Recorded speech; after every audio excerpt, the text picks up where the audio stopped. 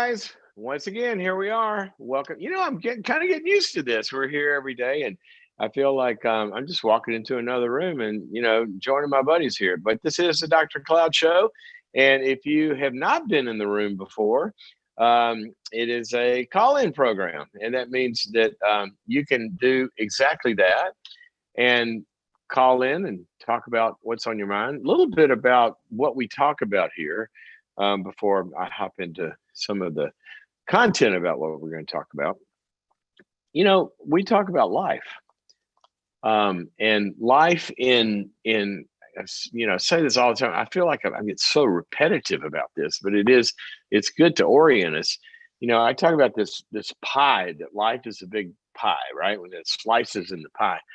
And the three big ones that we talk about on this program is that clinical side of life, what we call the owies, the hurts, and oh, I don't feel good.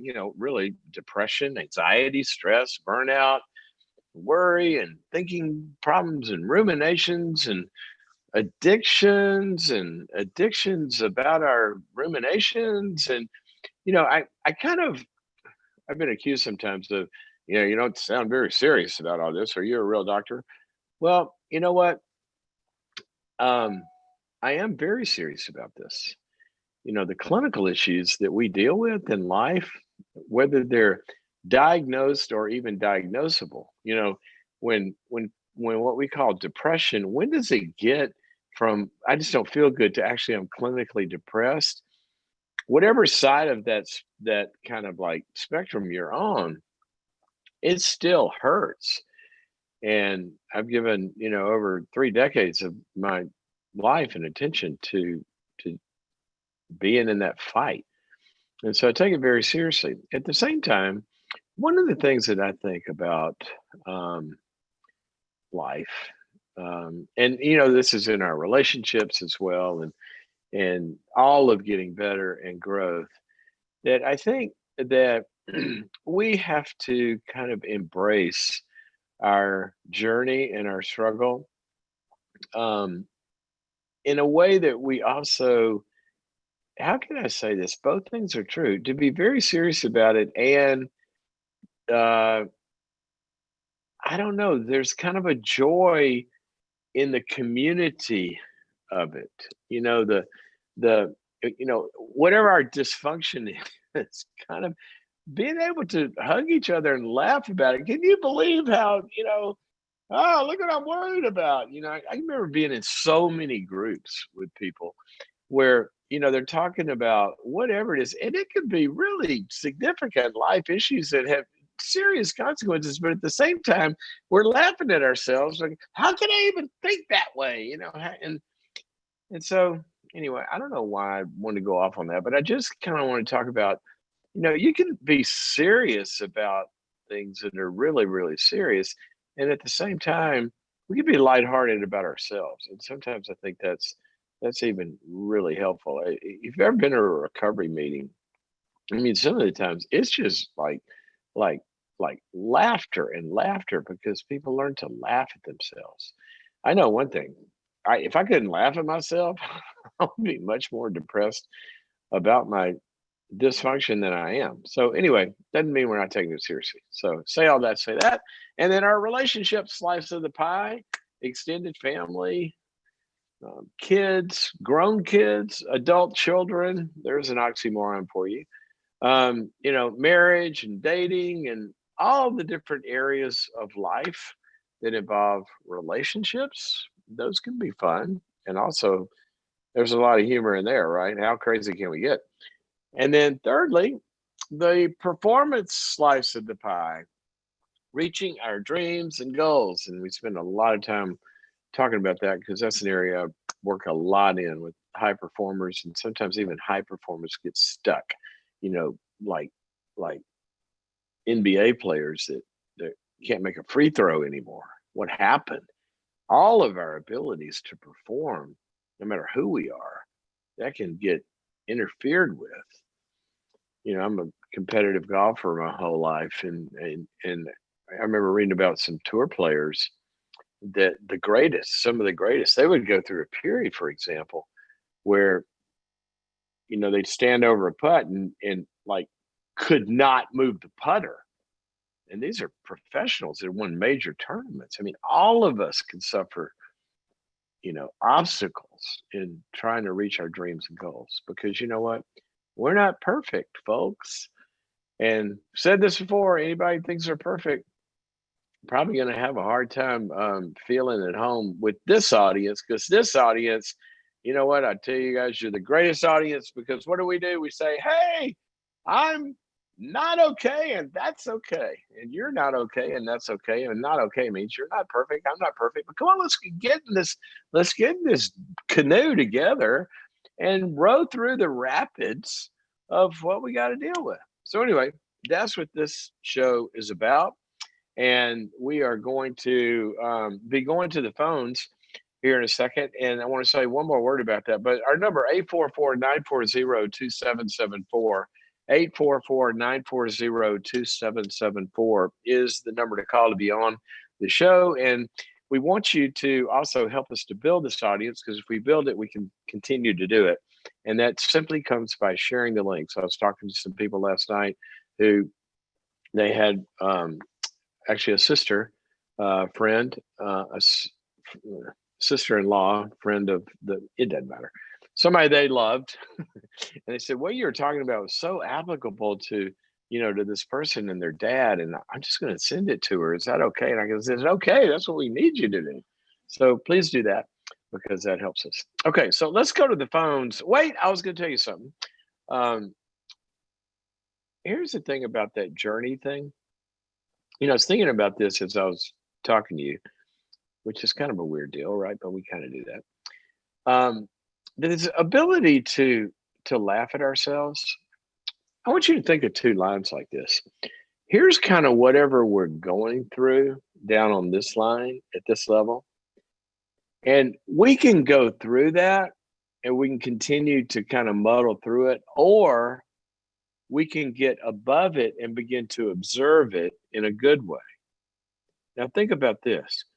Think if you're a pilot of an airliner and you pull out of the hangar at LAX and you got to go solve this problem of going and taking off. So what do? Well, you start going out there and you're looking for a runway and there's planes coming here and all of that. Well, that's pretty hard, right?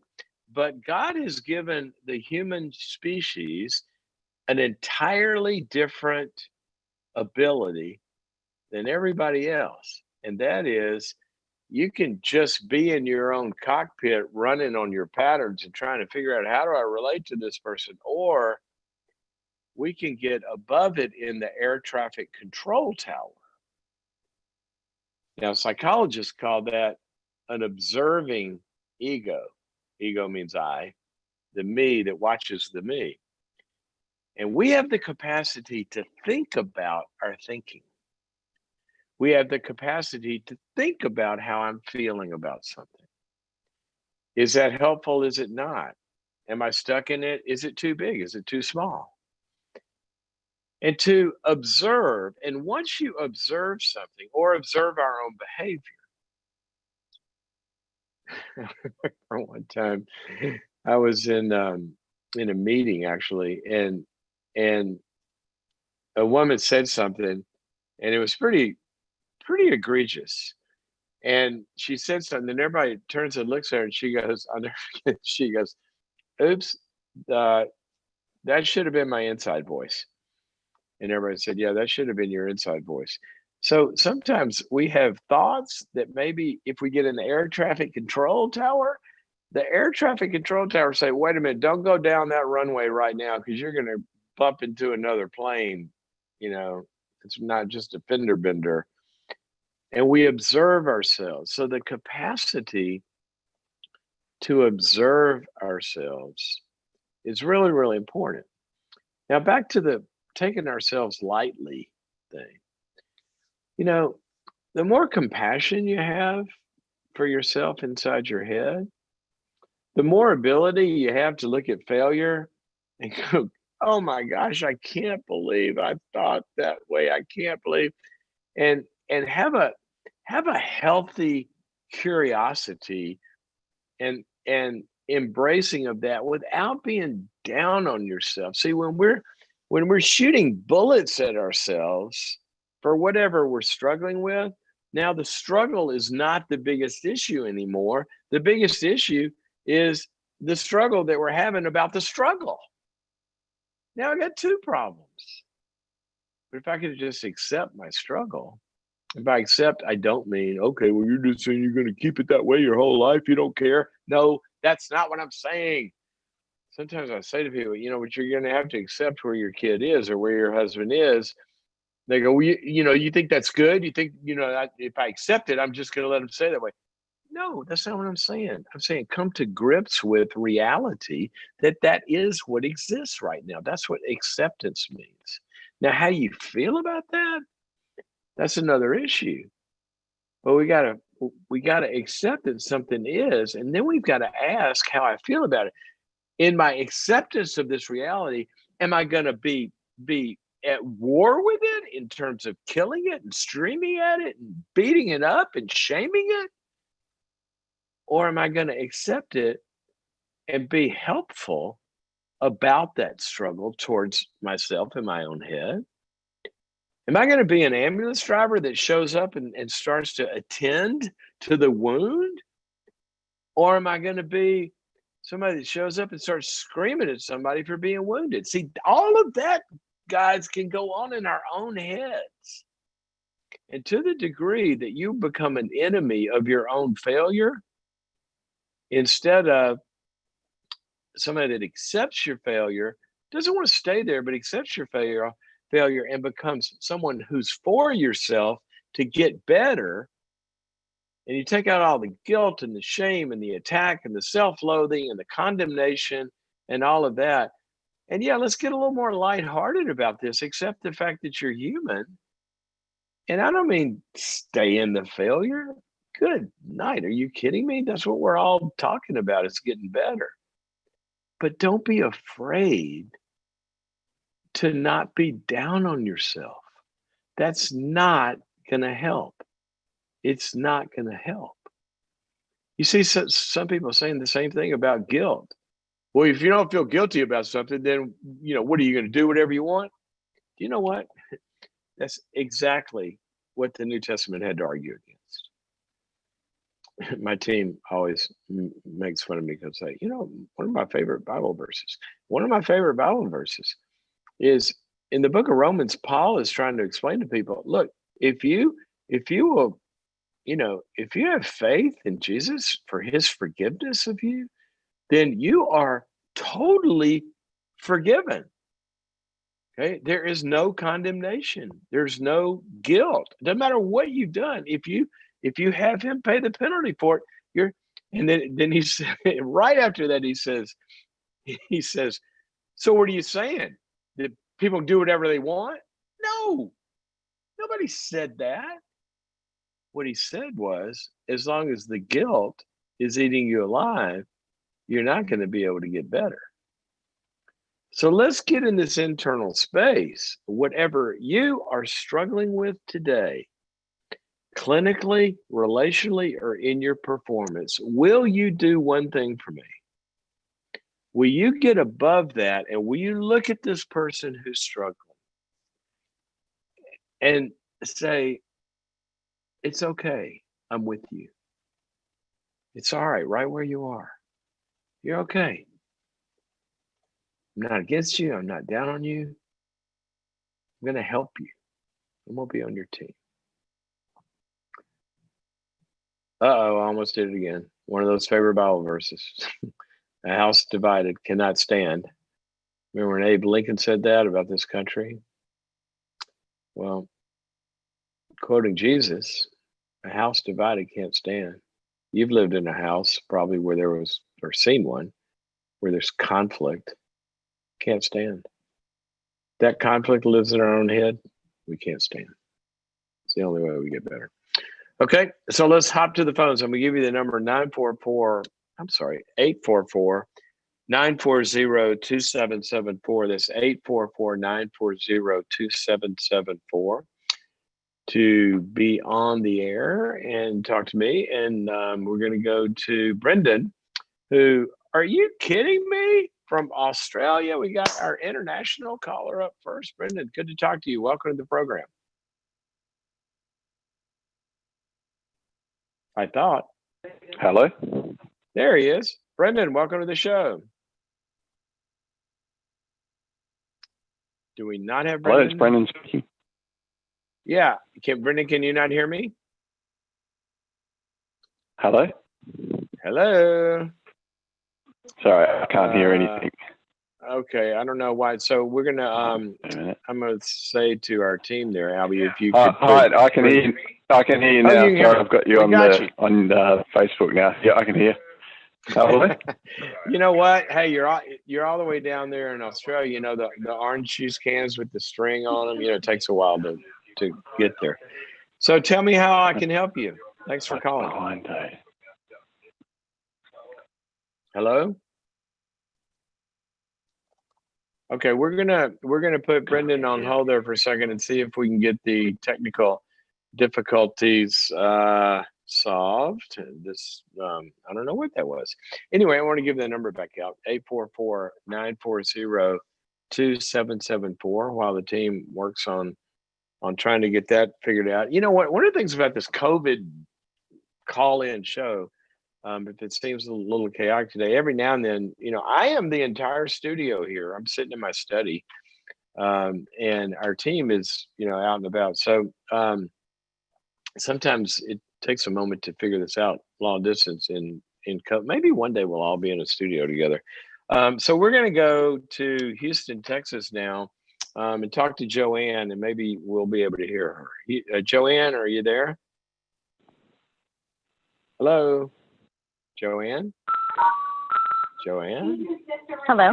Joanne? Calling Joanne. Hello? Okay, you know what? This is kind of unusual. Hello? Joanne, I'm talking to you. Hello? Hello. Hey, Henry, it's Albie. We're just having some bad luck with these callers. I'm talking to Brendan. Just give me 1 second. I'm going to see what's going on here. Just hold on for 1 moment. So we've got you on the air, Albie. So why don't you say hi to everybody? Because everybody, Albie's the one that, you know, makes all this work back there. So Albie, while I've got you on the line, Joanne, she couldn't hear me either.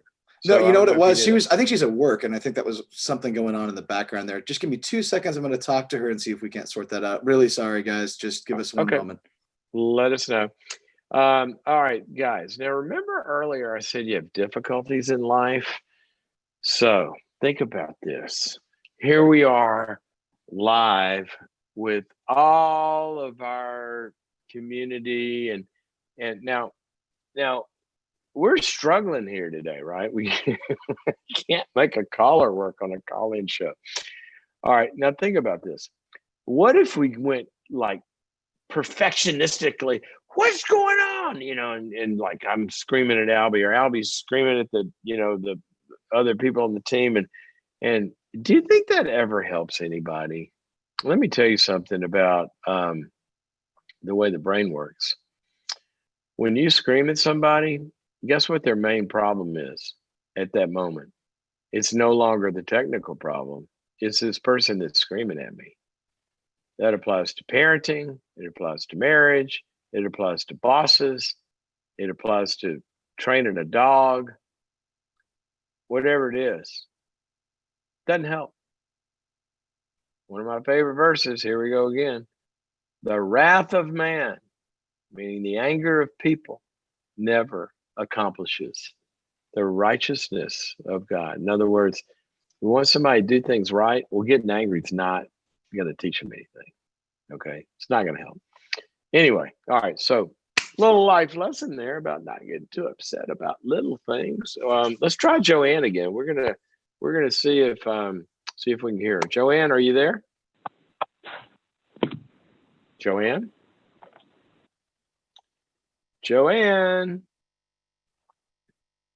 Well, We're going to really test our patience with our technology today because I can't hear Joanne. Joanne, hello, hello, hello. Hello, hello, hello, hello. Okay, you know what I'm going to do? I'm going to let Albie and the team deal with our technical issues offline. Albie, I am assuming, and Jessica, we're going into sort of like fire drill mode here. Are you, as you tune in to Facebook and the other platforms, can you guys still hear me? Are we even still out there in the big world? Is anybody, has the rapture occurred and I'm the only person left on the planet? Hi there. Sorry, I'm just dealing with this real quick. Okay, I'm trying to, but I don't even know. Are we on the air? Okay, Jessica says We are. we're still on Facebook. We're So Albie, sorry about that. all right. So while you fix that, what I'm going to do is I'm going to just talk for a while, kind of about the issue that I was talking about earlier, which kind of gets into kind of guilt and self-criticism and stuff like that. And until we can take a caller, y'all are going to have to sit there and listen to me. Sorry about that. Here's something that's really fascinating about human behavior. It is natural.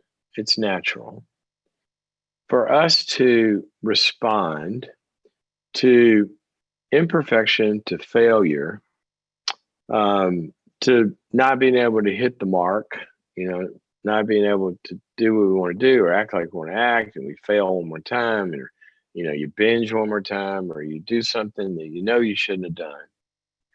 It is a natural human response to that, to have and I want you to kind of try to get with me on this because it's very technical, but it's an aggressively imbued like function in your head. In other words, when you fail, there's this anger that comes at us, or when somebody else fails, we respond with an anger towards them. Okay, it's like what do you do? How could you? And there's that anger. All right. Now think about this. That is, and I'm going to lump something in with that because psychologically this is true, and also this is what the Bible teaches over and over and over. That's called judgment. It's not evaluation. Evaluation is when we look at that. We're evaluating this technical problem right now, right? We're trying to fix it. There's a difference in looking at something and saying, you know what, I got a problem here, and judging it, because judging it is something that a judge does from on high, right? Like the judge they sit in the chair of the standard itself. So when the judge puts that black robe on, the judge is no longer a person, okay? Because the people are down on the floor in the courtroom. The judge is the law, the standard, him or herself. They're seated in that chair.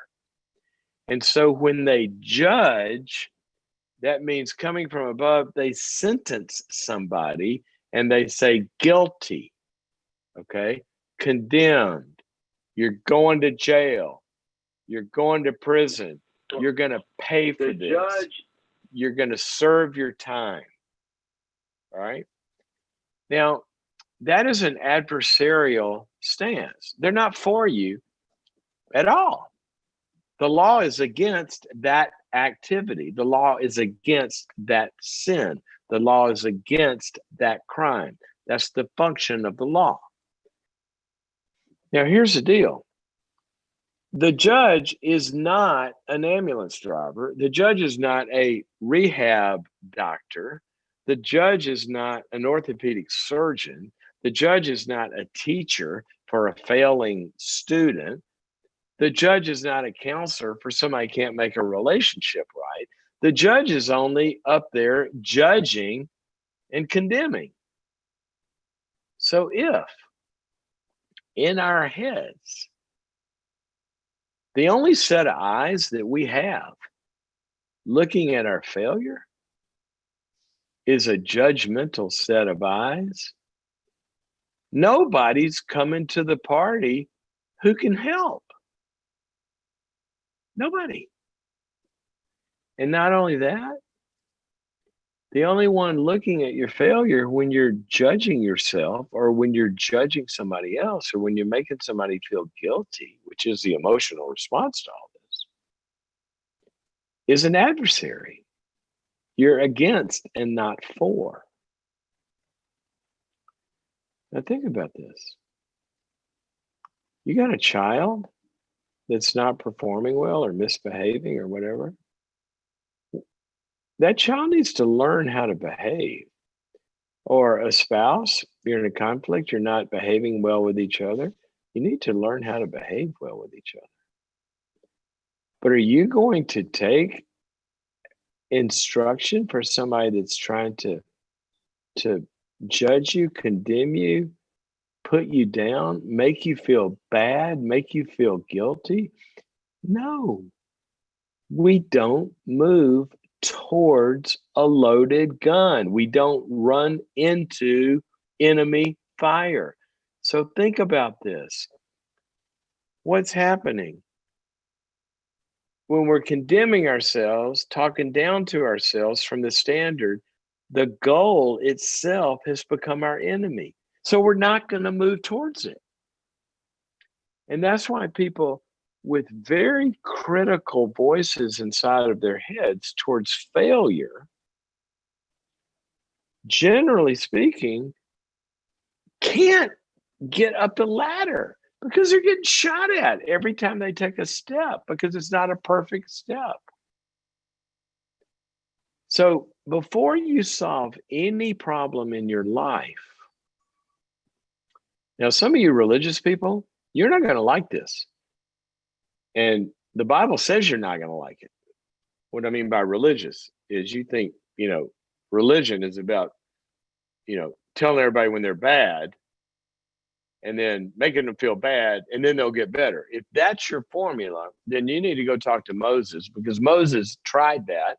He came off the mountain with all these rules and regulations, says, if you don't do this, you're bad and we're going to stone you and all of this. And you know what? That fear and that guilt and all of that, the New Testament says it was powerless to change us. It doesn't change us.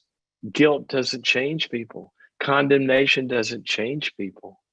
Judgment doesn't change people. Doesn't work. And so then what happens is the New Testament, and this is whether you look at this from a faith perspective or where you look at it from a psychological perspective, it is the law of physics. I mean, it is how human behavior works. So no wonder God did it this way. He said that the judgment was the first problem that had to be removed. So he said, when you're stuck in this cycle, you don't believe me? Go read Romans chapter 7. The good stuff that I would do, the diet I would stay on, the drugs I would stay off of, the affairs I would stop having, the screaming I would stop doing, all of that stuff I say I'm going to do. And if I'm in that cycle, if I don't do it, look at me, look how bad I am. And he says, wretched man that I am, all of this stuff. And, big list, whatever, list you can come up with. I can't do it. The good that I say I'm going to do, I don't do it. I fail. And it says, what a wretched person I am. What am I going to do? And then right after that, you know what it says? After he says all this stuff that I said I wasn't going to do, I did it one more time, whether it's, whatever the sins are. I did it one more time. And then it says also the good things I said I was going to do, I didn't do them. And then he says, oh, wretched. I mean, it's like this loathing. And then the very next verse, you know what it says? There is therefore now no condemnation for those who have faith in Jesus. Because what does that mean? It means that you've accepted forgiveness. There's no condemnation. Wait a minute, I'm not better yet. I hadn't gotten perfect yet. Yeah, you're right. There's no condemnation. It's like when you walk into a recovery group and you say, "Hi, I'm Henry and I'm a whatever-aholic." And they go, "Hi, Henry." What are they saying? We're for you. We're not condemning you. And that's the first step to people getting better. Now, that's what our faith says, but it's also what all the psychological research says. If you're being condemned and you're being under all this guilt, it's not going to get better. Not going to get better until that stops. So how do we solve this? Well, we solve it by finding a place of no condemnation. The voices in your head are probably too powerful to, if you've never gotten any help with them, they're probably too powerful to overcome by yourself. Too many guns shooting at you. You got to join an army. So what you do is you get out of that closed circle of your head and you get in that air traffic control tower where there's more than one air traffic controller, and you're sitting with some other people that can actually observe your behavior with you and go, "Hey, it's okay. It's all right, man. We know you're struggling. You just failed. Don't worry about it. We forgive you. We accept you. But I'm not better yet." I know. So you got to get acceptance before change. Change, in order to get acceptance, never, ever, ever works. Ever. Find a safe place. Let that safe place begin in your head. Okay. Let's see how we're doing with our technical problems. What I'm getting here from my team is they're saying that the system's not working today to be able to allow callers to hear me. So we've got, I think Jessica is there on Facebook. Jessica, can you tell me if people, want me to keep talking about this or not, or should we kind of say tune in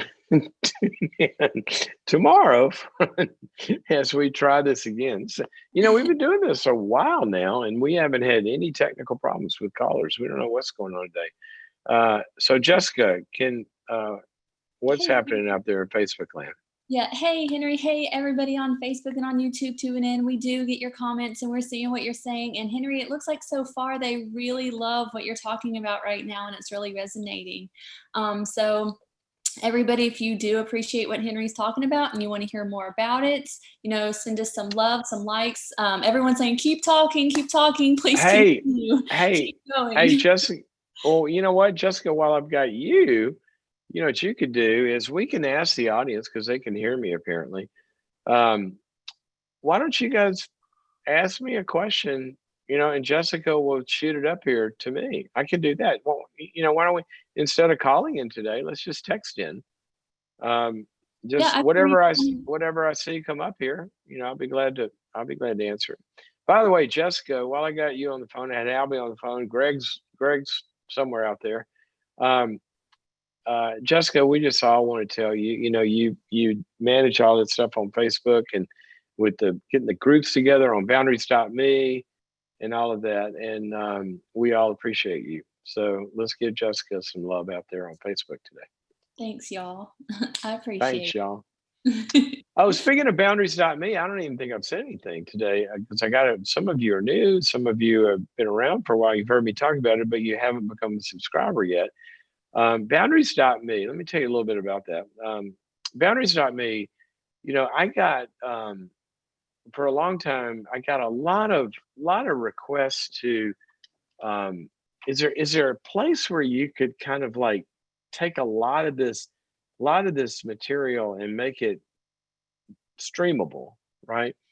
To where on somebody's phone or their tablet or their computer, they could become students of their issues, whether it's a clinic, learning how to get over anxiety or stress or an addiction, learn how to deal with people that have that, our relationship issues. How do you make controlling relationships and get uncontrolling? How do you deal with a narcissistic person? How do you get somebody in denial? What do you do with them? How do you know when to have hope and when to cut bait? How do you know, like how to get to greater intimacy? All of that stuff in-laws, extended family, kids, spouses, dating, all of that. And then the performance area, as we talk about, and what it's like, the spiritual components of a lot of this. People are saying, is there anywhere, why can't you make something where we could just get better by learning? And so the team decided to kind of amalgamate a lot of that and put it into this thing called boundaries.me. And boundaries.me is where for the last, I'm going to say 2+ years, we have taken dedicated days for a couple of years at least, maybe longer, various intervals. And they have brought me continuously the topics that people are asking to be addressed. And we have filmed what we call mini courses, MINI, small little courses on all those topics. And we loaded that up into this big library called boundaries.me. And so you become a subscriber, and then I come online, through all this content. I coach you, and there are paths that go with that, and questions and assignments, suggestions, and all of that. In addition, one of the things Jessica does is boundaries.me has its own, online, support groups, if you will, that gather around these topics. So you can also join a community. And we tried to make this, in a way that could, pay for itself. We have to produce this stuff. There's people involved and all that. But we didn't want to make it an expensive, it's not like going back to graduate school. And so we tried to find a way to price this where we hope almost anybody could join who was, interested. And so we made it a subscription service, and it costs you, I don't know how much a latte is nowadays, but it's not much more than that. We thought, well, you know what, if they can't invest, the price of a couple of cups of coffee, it's like to grow and all that, maybe they don't want to. So anyway, that's what we did. And so boundaries.me is a subscription service, and you go online and you join, and all of a sudden 24 hours a day, wherever you are on any, you got to quit. Oh, I got to go talk to my mother-in-law. She's a difficult person. What do I do? And you go on there and you have a little formula. I give it to you, or a little lesson on that. So anyway, that's boundaries.me, and I want everybody to go check that out. And I want you to become a subscriber, because as we build this community, another thing we're going to do as the community grows, and we started asking about this yesterday, we want to do a boundaries.me tour. And so we're going to have some events around the country, and kind of like, all day sort of things, where we go address stuff. Okay. So Jessica's gonna send me a question. Here's one. What's a practical way to disarm negative thoughts? Well, you know what? You could take a nap. Oh, shoot, that won't work, because your dreams will give you negative thoughts sometimes. Great question. How do you get away from them? Have you ever thought about this? Think about this. This will blow your mind. This will blow your mind. Do you know, I'm really into dogs right now, because we lost our dog. We had a Rottweiler Doberman for 10 years. Her name was Riley. She's on a few of the boundaries.me videos. You've probably seen her there. Anyway, we lost her right when the pandemic started, actually. 10 years old, she got bone cancer, and we lost a member of our family. And now we're, a couple of months past it, we're starting to think about, we love our dogs. And so now it's time to get a dog. And so I've been researching, trying to find A Doberman puppy. I want a Doberman puppy, a good Doberman puppy. We can't find one, by the way. If you're in LA and you know of a good Doberman breeder or anywhere, would you please post that? They're hard to find right now. Anyway, point is, I'm thinking a lot about dogs. And that gets me thinking about other species. And do you know, you don't have a dog or a horse or a cow or a bird. You never see them sitting around. All right, now picture this. They're sitting around and they're like, they're in their chair. Raleigh's sitting in the backyard. She's just sort of looking at stuff.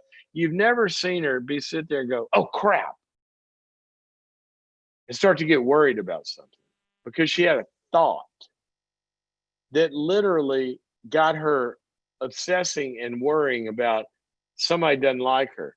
Oh, I might fail here. I can't do that. I won't succeed. Oh, I wonder if what I said last night, this person hates me now.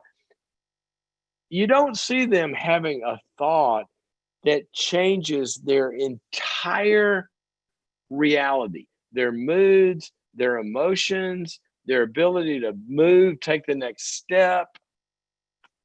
But humans can. It's one of the reasons, another one of my favorite verses, is as somebody thinks in their heart, Proverbs says, so are they. Henry Ford paraphrased that. The man who thinks he can and the man who thinks he can't are both right. How about that? Because that's true. If we think we can accomplish something, research shows that's the first step to being able to accomplish anything. And if we think we can't, if we're pessimists, then probably not going to accomplish it. Humans are the only ones that can do this. So therefore, if your thoughts, and it's more than just cognitive, it's in your heart, your feelings, and all this. But if they have the power to now think about this one more time. They have the power to change your entire reality, even when nothing has changed in your reality. Think about that. We can fantasize about bad things happening or worry or whatever. Your heart rate changes, your mood changes, your anxiety level changes. You can think a negative thought about accomplishing a goal and then you won't take the next step. It's all in our heads, people. And I know there's an external reality.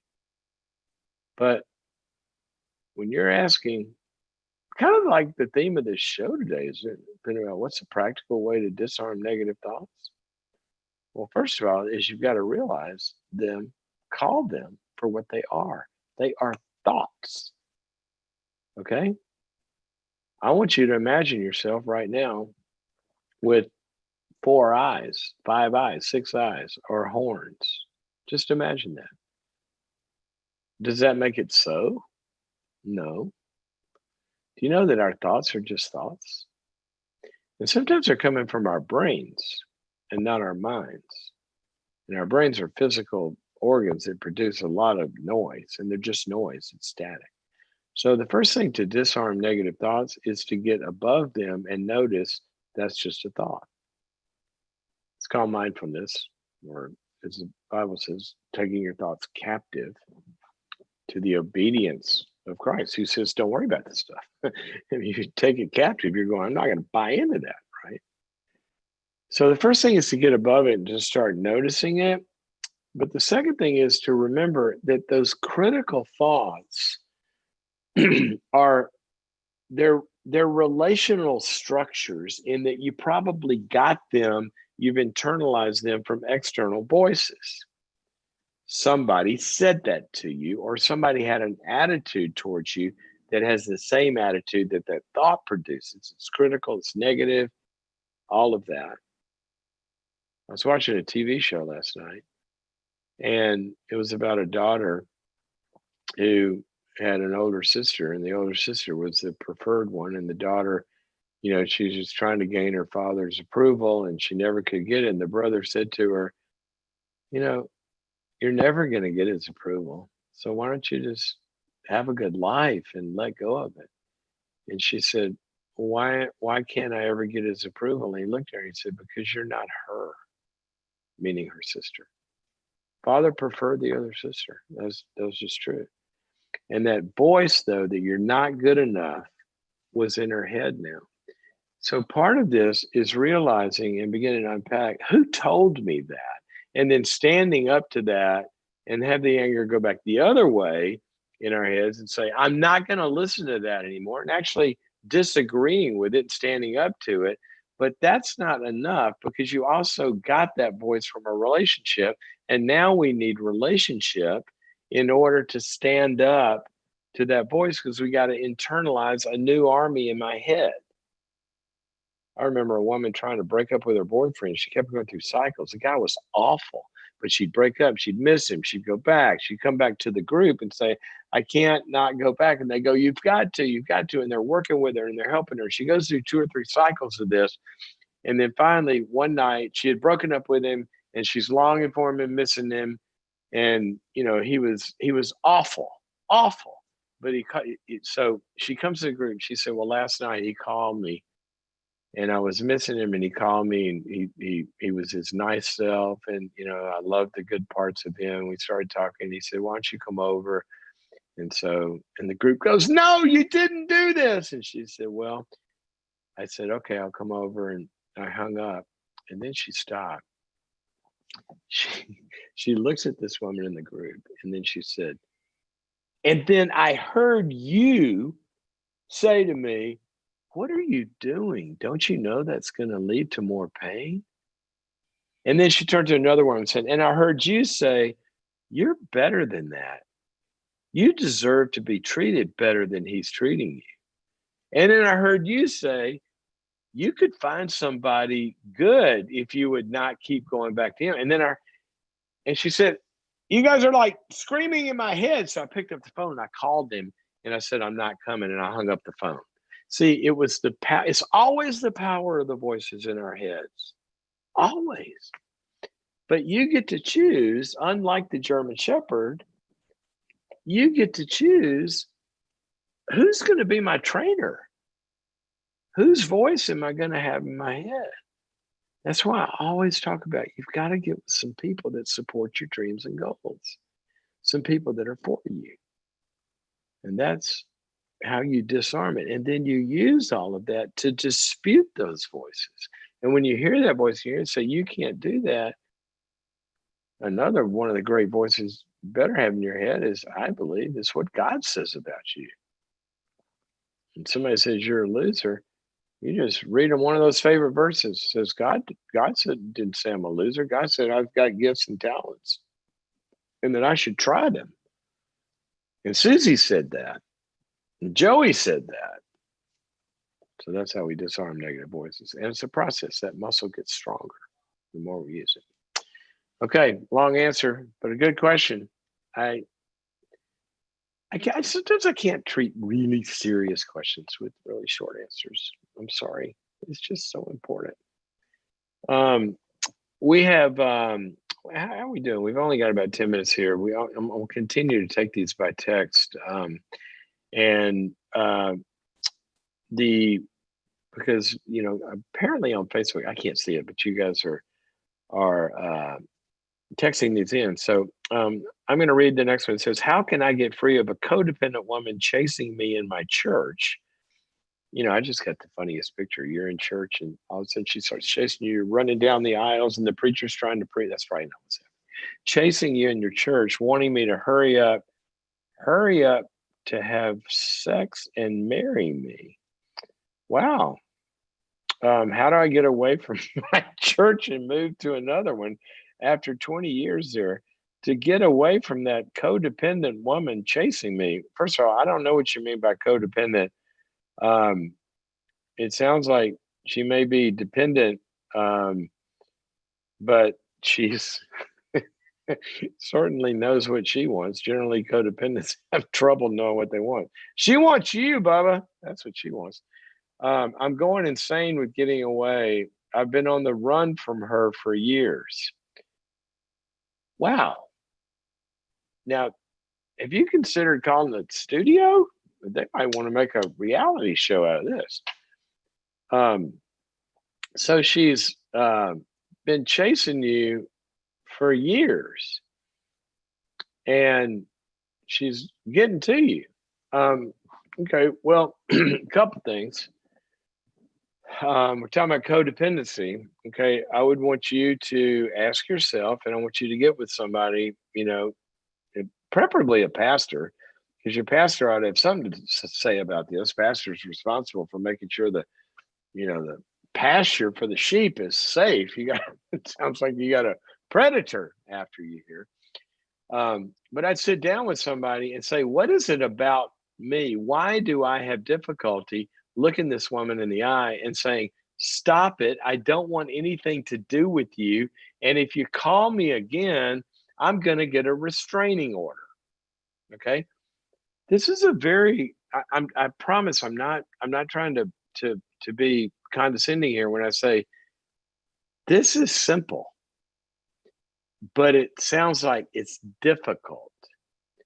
If somebody won't leave you alone, what you do is you say, gosh, I'm really flattered that you want to have a relationship with me. I don't want a relationship with you. I don't think we're meant for each other. At least I'm not meant for you.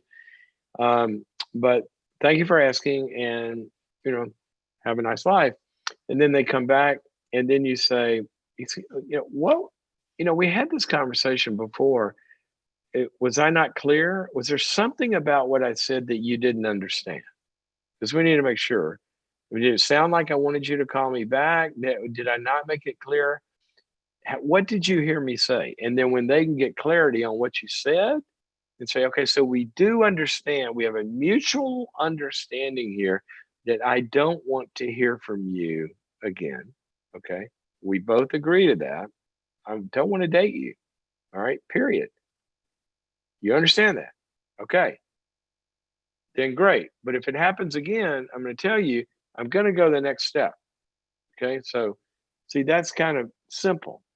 And then if she does, then I'd say, probably in a church setting, I'd go to the pastor and say, can you help me with this? And the pastor would, ultimately there's churches have to deal with stuff like this. But ultimately, you could get a restraining order. This is a long-standing thing. It's not okay. But what I want to ask you is to ask yourself, okay, so am I afraid of hurting her feelings? Am I, why is it you can't just lovingly say no and say, I don't want to do this? That's the bigger issue here. I think you have to look at maybe some of this stuff about why it's hard to say no. Okay, let's how do you retrain your brain and faith to not be judgmental based when you were raised that way? I'm going to refer you back. You might not have heard the earlier part of the show, but I spent a lot of time on this and talking about kind of, how we're exactly what you're saying. We're trained, right? Those voices are internalized. By the way, that's not a problem. That's by design. If I got a wiring in my house that I come in, I flip on a switch and the lights come on, that's intentional, right? If I come flip on the switch and flashing, screaming strobe lights come on, somebody designed that as well. See, the design is we're supposed to have wiring, flip a switch, and the lights come on, okay? That's how God designed you, to be in relationships where stuff sticks in our heads. Otherwise, we'd all walk off the curb into traffic. You walked up to the curb, mom or dad or Uncle Joe or somebody, caretaker, said, wait here first, look both ways. Of course, we want voices in our heads, because when you get to be, a little bigger kid, you want to be able to go out by yourself, but you can't go out by yourself because you need a chaperone. Great. Well, that chaperone's in your head now. That's the way it's designed. So you got a bunch of negative crap in your head. And you know what? I say crap because that's the word the Bible uses. You know, when Paul talks about all this, religious stuff, you know what he says? Literally in the language, he says, I count it all as dung. That's what it is. It's not, it doesn't help anything. It's not good. It's waste is the way to look at that. So we got to eliminate the waste. That's what you do with waste. But you need some new food that you got to be taking in. So those voices are, the fact that you can internalize voices is good. You just got to internalize some new ones. And I would like to see if it's based on your faith. You know, there's there's only 8 million verses in the Bible that can help you with this. And I would start with, go to Romans chapter 8, verse 1. Romans chapter 8, verse 1. It says there's no condemnation. No condemnation for those who have faith in Jesus. I mean, if you've asked for forgiveness, that's all faith in Jesus, and forgiveness are the same, right? Will you accept me? He says, yes. Okay, well, where's the condemnation? He says, I took care of it. It's gone. So, but now that's got to get in your head. And every time you feel that feeling, you got to tell yourself that. You got to read that. You got to quote that. And 1,000 other places. What did he say? I didn't come to judge the world. I came to heal it. So I'm sorry you grew up with a faith that's condemning, because that's not the faith of the New Testament. It's just not. I don't know. You tell your parents or your church or whoever said this, I don't know where you got this. That's not what the Bible says. But you know what? That's not the only voices you need. You don't just need the written word. You need the spoken word from people. And what the actual scripture says is that grace, that acceptance, that's got to be administered to you by people. Go read 1 Peter chapter 4, verse 10. It says, as people love you and accept you, they're administering the grace of God in its various forms. And that's just like a pharmacist. The doctor writes a prescription. You got to go to the pharmacist, and they're going to administer the medicine that the prescription says. Well, God wrote the prescription. Now we got to go to the pharmacist, which is the people that'll speak his love to you, and you'll internalize that in your head, and then you'll have different voices. Okay? So that's kind of how that works. So we are at the end of what's been a very, very, very, very different program, Dave, because we haven't been able to take calls. I don't even know. You guys have to tell us if we should even leave this up on the site. The show stays on the site for 24 hours. This has been a weird one. We've had technical problems. We couldn't take calls. I went on some rants. I don't know if that was helpful or not, maybe to some of you. But anyway, it's been fun to talk about this stuff. These are the issues that I stay up at night thinking about.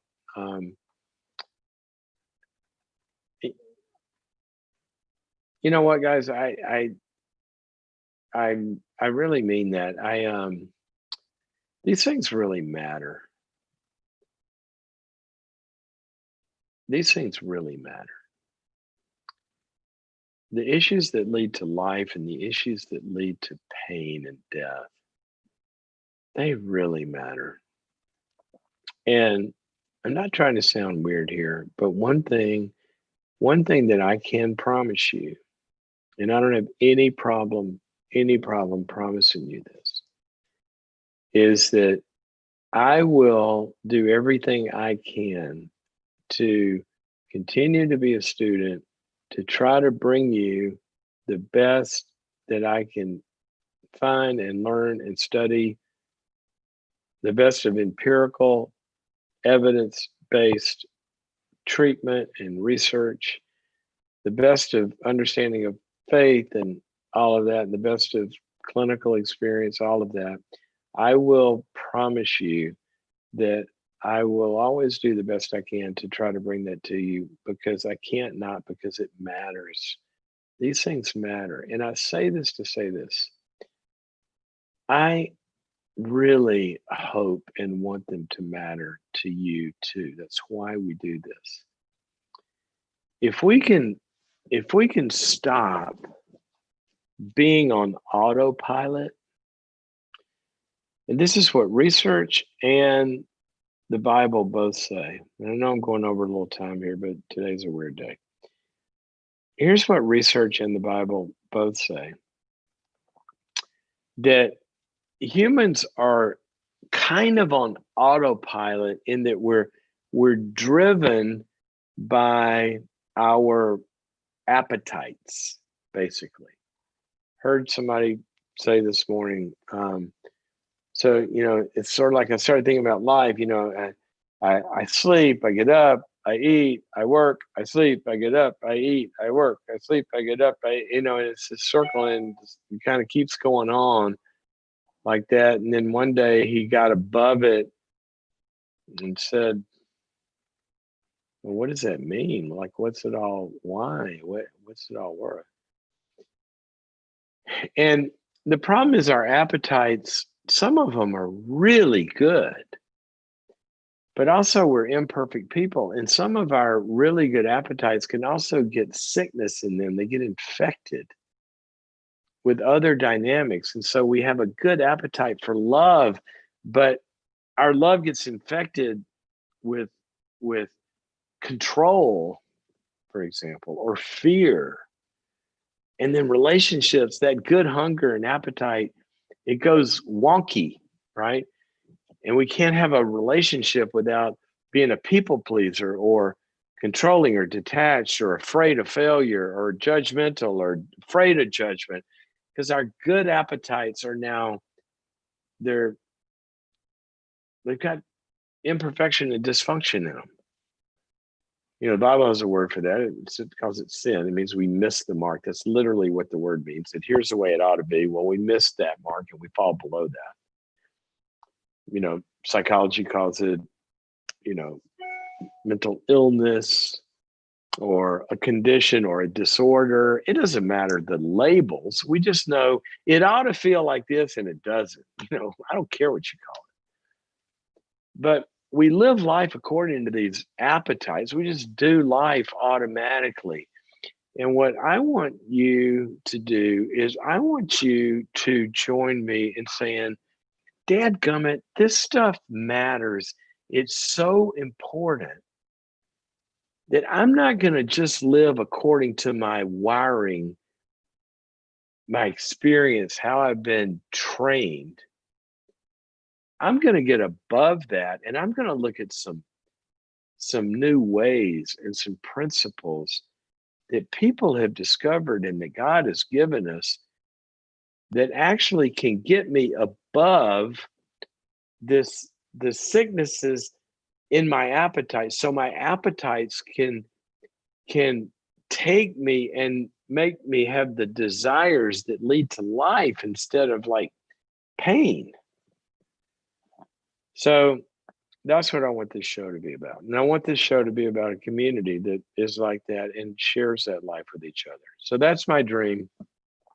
Today's been weird. I'm telling you, it's been weird. We couldn't get the technology to work to take your calls, but we will fix it. And we will be here tomorrow at 1 p.m. Pacific. It's kind of interesting. I don't know if this is going to happen tomorrow or not. But let me see. I just got a text about this. This is turning into more to a Facebook Live than our normal show. But I just got a text from Albie on our team. Says, we have a solution. Should be fine tomorrow. Okay, that's great. But I'm going to sign off here in a moment. But I want to tell you something. My team doesn't even know this. So I told you earlier that, we lost Riley. She died.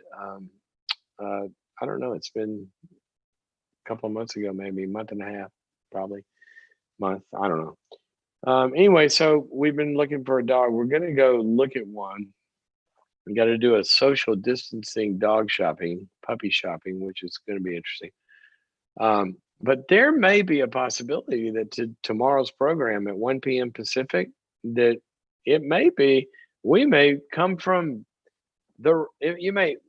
being on the road tomorrow. It might be the first time that I get to do this program on the road. You know, we've been in lockdown. One day we're not going to be on lockdown, and I hope that we continue to do this show. So tomorrow we're going to take it on the road, maybe not, but we could be. So tune in, find out. Anyway, either way, we'll be here at 1 p.m. tomorrow taking your calls. And until then, have a good one, guys. See you then. And thanks for hanging with us today with all the technology problems. Okay. See you later.